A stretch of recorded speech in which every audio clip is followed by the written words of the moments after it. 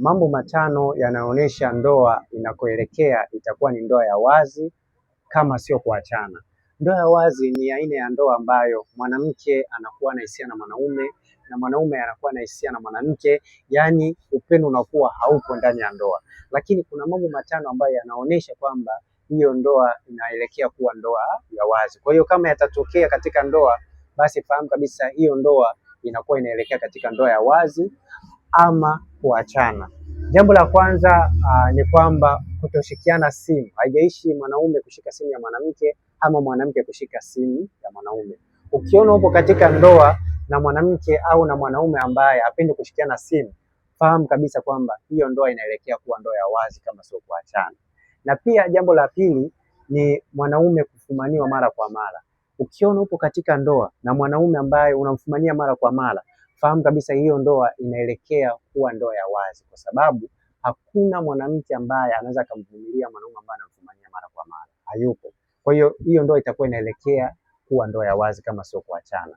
Na pia jambo lingine ni mwanamke kumkaripia mwanaume au kumtukana mwanaume pasipokuwa na sababu za msingi ama kumdharau mwanaume. Ukiona hili jambo linatokea, fahamu kabisa kwamba hiyo ndoa inaelekea kuwa ndoa ya wazi kama sio kuachana. Na pia jambo lingine, mwanaume kumpiga mwanamke. Ukiona mpo katika ndoa, mwanaume anampiga mwanamke mara kwa mara pasipokuwa na sababu za msingi, hata kama kuna sababu za msingi, fahamu kabisa kwamba hiyo ndoa inaelekea kuwa ndoa ya wazi, kwa sababu hakuna chembe chembe za upendo ambazo zinajengwa kwa kupigwa kwa mwanamke. Kwa hiyo ukiona mwanamke anapigwa au ukiona wewe mwanamke unapigwa, fahamu kabisa kwamba hiyo ndoa inaelekea kuwa ndoa ya wazi kama sio kuachana. Na pia jambo lingine la mwisho ni kwamba mwanamume kumfumania mwanamke mara kwa mara.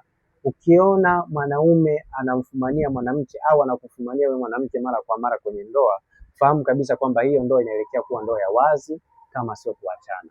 Lakini pia nikukumbushe kwamba hakikisha unapata hiki kitabu. Kitabu hiki kitakusaidia sana kuweza kuingia katika mahusiano sahihi ambayo yatajenga ndoa sahihi. Kitabu hiki kinauzwa shilingi 15,000 na pia kwa WhatsApp utakipata kwa shilingi 10,000. Cheki WhatsApp uweze kupata hiki kitabu. Naitwa Isaac Kadiankole. Asante na karibu.